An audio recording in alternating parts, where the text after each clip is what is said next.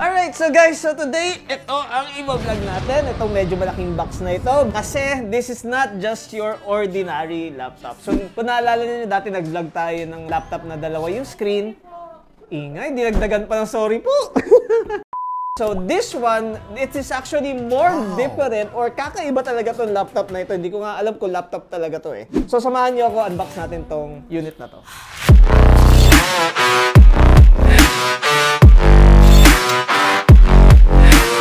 At the end of this video, nangako kami na ibibigay namin tong Asus Mystery Box. Alright, buksan na natin to. Alright, so what's inside the box of this? Laki na box. 2 hours later. Ito na nga siya. Comes with a pouch. Maganda yung pagka-pouch niya. It's not a bag, yeah. Okay, so printed materials. Mapapansin nyo, no? Si Asus talaga, about presentation, talagang maganda ang mga presentation niya kahit sa mga entry-level laptops niya. From consumer to premium to gaming, gumaganda yung presentation ng unit. Yung iba kasing brand Egg 3. Ang presentation. Okay. Alright, this is the Samsung Fold Pro Max. Bakit Fold na Pro Max? Diba, China, Samsung, or yung mga ibang brands ngayon, meron silang mga mobile phones na nafo-fold. Talagang kasama rin yung hinge dun sa Fold. So this one is parang more than you expected. See? Kala nyo screen lang.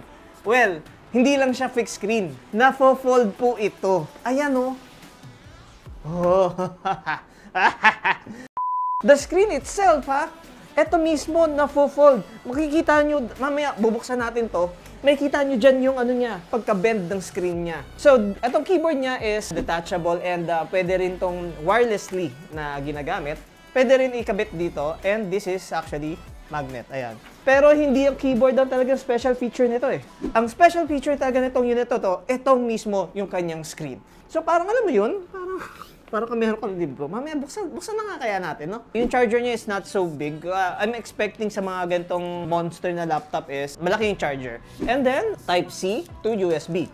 Now, this Asus OLED 17, it's color black from everything. Pero mapapansin nyo, no, may leather siya dito. Kasi, may purpose ng leather na to. Actually, pwede to maging stand. Naka-stand siya ng ganyan. And guys, ayoko muna i-open kasi baka pag in-open ko, baka sana naman ako madirect. Now, about the ports of this unit, dito meron tayong USB Type-C. And then, sa kabila, another USB Type-C, an audio combo jack. And wala na siyang mga ibang ports. So, mapapansin nyo, medyo onti yung ports niya. Pwede kaya, sama natin sa cons, no? Pero di bale, meron siyang kasama na from Type-C to Type-A. Pero ganun pa man, medyo onti pa rin yung ports. That's why I would suggest, if you're gonna buy this, bumili din kayo ng dock na tinatawag. Now, about the dimension of this, ang width pag nakasarado yung laptop is 7.7 inch. Pero pag naka-open yung laptop, nasa 14.9 inch. And the depth is 11.1 inch. Baka magtaka kayo, bakit tinawag to na OLED 17? It's because of the screen size. Now, if you will gonna measure it diagonally, ang screen size nito is 17 inches. Hindi kasama syempre yung border. But with the border, this is 18.5 inch. And the weight of this unit is 1.8 kilograms pagkasama yung keyboard. Now, what more about the appearance of the unit? Actually, the unit itself na sinasabi kung gaano kaganda ang laptop na ito. So ngayon, buksan naman natin. Actually, hindi ko na nga kailangan i-explain ang itsura nitong OLED na to. Sa video pa lang, makikita nyo na talaga kung gaano ka-wow itong laptop na ito. To be honest, kung meron akong pera, no, gusto ko talaga maging personal laptop to. Isipin mo, no, parang hindi nga siya laptop eh. Parang akala mo libro siya. Meron kang libro. Ayun, no, pwede siya maging picture frame. Ang yaman mo naman kung ganito picture frame mo, no. Ate, gusto mo nito? Ayaw mo, bakit? Parang hindi ko po siya made sa gagawin. Hindi mo alam kung anong gagamitin nito? Parang hindi po align sa gagawin. i7 to. Pwede ka magano dito, TikTok, pang YouTube. Aside sa aesthetics naman, tingnan naman natin kung ano yung specification nitong OLED 17. So this is an Asus ZenBook OLED 17. Ang processor nito is i7-1250U. It is an Ultrabook. So kanina kasi iniisip natin kung Ultrabook ba yung mga ganito. Well, technically, it should be. Kasi if this is like 12,700H, then I think kailangan mo ng better cooling dito.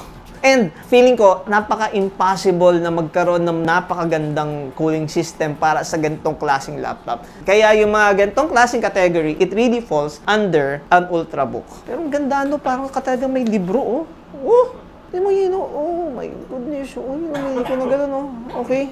And then, yung memory niya, it's already a 16 gig and the storage of this already 1 tera SSD. Normally kasi ang mga laptop is mga naka 8 gig or 512. Ngayon, uunahan ko na kayo, pasensya na, hindi natin pwedeng buksan yung chassis. I could guarantee na wala ka na talagang i-upgrade dito. To be honest, 16 gig for an i7, swak na yun eh. Hindi naman to gaming laptop. But yet, if it is not a gaming laptop, this is actually really ideal sa mga graphic designer, sa mga content creator, even sa video editing. Because this is an i7. At of course, ang angas mo talaga pag meron kang bit-bit na ganito. To be honest, kahit itapat mo to sa mga gaming laptop, parang nakakahiya bit-bitin yung gaming laptop. Pag ito ang bit-bit mo, di ba? Alam mo, pinopersuade ko yung video editor namin na magkaroon to. Ayaw niya talaga, hindi ko alam bakit. Joke lang. And bakit ko nasabing graphic designer? Kasi isa sa mga pinakamagandang display ay ang OLED display. And speaking about display, ang resolution ng laptop na ito, inulit ko, hindi ko pa rin sure kung laptop to, is 256 by 1920. Pag ganito ang kanyang aspect ratio. Ngayon, if ikakabit naman natin ang keyboard niya, this is 1920 by 1280. Katulad na mention ko, this is not just an IPS display, this is an OLED display. We all know about OLED, meron silang tinatawag na True Rayland Certified na parang sinasabi na if you do a print sa paper or sa tarpaulin, kung ano yung kulay doon, dapat yun din yung kulay dito sa screen na ito. Kasi may mga ibang laptop na TN display na pag tinignan mo sa ibang angulo, is either namumuti o nangingitim. To make the story short, hindi tama yung color accuracy. Operating system na to is Windows 11 Home and of course may kasama na siyang Microsoft Office. Ang pangit naman kung walang Microsoft Office, di ba? Pero I just recently noticed wala siyang pen. Sama natin sa console. Ang ganda sana pag may pen. Pero bakit wala? You're buying premium or a wow laptop na sana we're hoping na kasama na dapat ang all inclusion. It comes with a pen, it comes with a dock. Meron siyang from type C to type A. Pero maganda sana yung yung type C dock eh, para at least multiple ports na eh. Okay, video quality of this laptop, no? Above average. Camera quality. And kanina narinig nga namin yung sarili namin sa recording, ang ganda ng sounds. Hindi lang maganda, malakas din yung sounds kasi this is actually Harman and Kardon, yung sound quality niya. And what you're hearing is coming from this laptop. Okay, so kanina pa natin pinag-uusapan ang kagandahan ng laptop na ito. Simulan na muna natin sa cons, kung ano bang pangit dito sa laptop na ito. So, isa sa mga cons ng unit na ito, probably it's fragile. Hindi ko sinabing sirain. It's just that nakakatakot if you're a clumsy person. Baka masira yung laptop. So, kanina, medyo nahihirapan ako sa orientation kung saan ba talaga yung tamang stand. Kanina nga, nabaliktad ko yan na ganyan eh. Dito ko na nalaman, may rubber pala siya dito. So, this stance na ito talaga yung baba niya. Even dito, minsan hindi ko alam kung ano talaga yung... katulad yan. Ngayon. Minsan, hindi ko rin alam kung ano talaga yung pinaka-base itong laptop o tablet na to. Kung ganito ba or ganito ba. The only reference that you'll know that there's a rubber here. Kabilang side, wala. So, of course, as a new user, baka malito ka rin. Katulad ko, nangyari na, baliktad pala ang pagkapatong ko sa kanya. And the word fragile is kasi yung screen nito, no? Pag nasira yung screen nito, hindi ko alam kung magkano, pero it would be pricey. Parang sa mga Samsung lang yan eh, mga Samsung Fold o Samsung Flip. Pag nasira yung screen ng cellphone na yon, expect that you're paying half the price of the screen. So it also might fall on this laptop. Ngayon, of course, if you do have this type of Asus ZenBook, talagang kailangan mo maging maingat sa laptop na ito. Hindi ko sinabing sirain ito, I'm just saying na dapat maging maingat ka dito because kakaiba rin yung presyo nito. And speaking about the price, isa rin sa cons yun. Ang SRP ng unit na ito is roughly mga nasa 220,000. Basag. Pero, dito sa Laptop Factory, kung magkakaroon kami, baka mga nasa 200,000 na lang. So, makakasave ka ng 20,000. I said the word kung kasi we don't have this on stock. But soon, magkakaroon ng replenishment kay Asus. So, in case na gusto nyo umorder sa amin, kukuha kami kay Asus. If you want to order this unit, please message us on Facebook para maka-secure kami ng stock nito para sa'yo. Other cons, Yane, may napansin ka ba? Ayun! Isa pang cons, kulang sa accessories. Sana sinamahan nila ng pen. Asus meron sa detachable keyboard this is touchscreen on everything. Sana sinamahan nyo ng pen, diba? Kasi the customer is already paying so much money on this one. Of course, they're hoping na with the pen and then may kasama na sana ng yung Type-C dock na multiple ports na meron.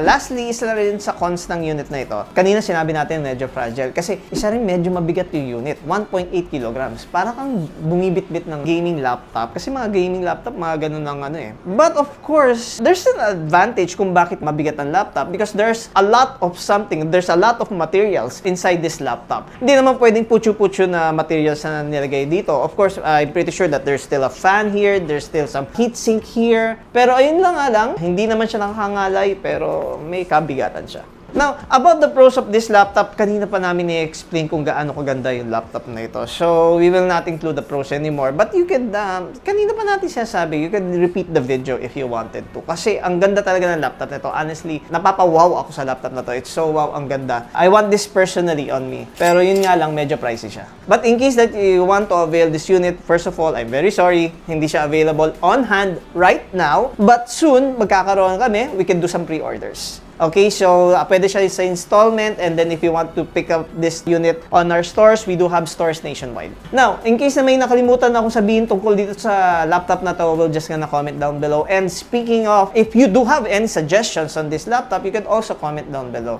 Alright, for the question for this video, bakit tinawag na ROG Ally ang ROG Ally?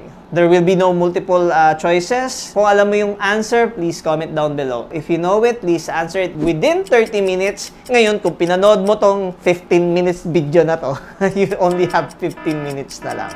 Okay? So, you cannot edit it, but you can delete it and then i-type mo ulit. But then again, 30 minutes lang from the date it was uploaded. Okay? So, etong mystery box na to, maraming laman to. Sulit na sulit ito. You don't need to pay anything. I-ship out namin sa inyo to ng libre. Pero, ang mga mananalo lang, yung mga nakasubscribe. Even though you have the right answer, but if you don't subscribe to us, sorry, ma-avoid yung answers mo. So, congratulations nga pala sa winner ng HP Victus jacket. So, if you see your name there, message us on Viber. So, sinabi ko na tungkol dito sa giveaway ng Asus and about, I'm not sure if, ulit, hindi ko alam kung laptop to o tablet to na natutupi. I hope you like the video and thank you very much for subscribing to our page and supporting this page. Then again, this is Tito Dustin. See you in the next video. Have a good day. Bye-bye.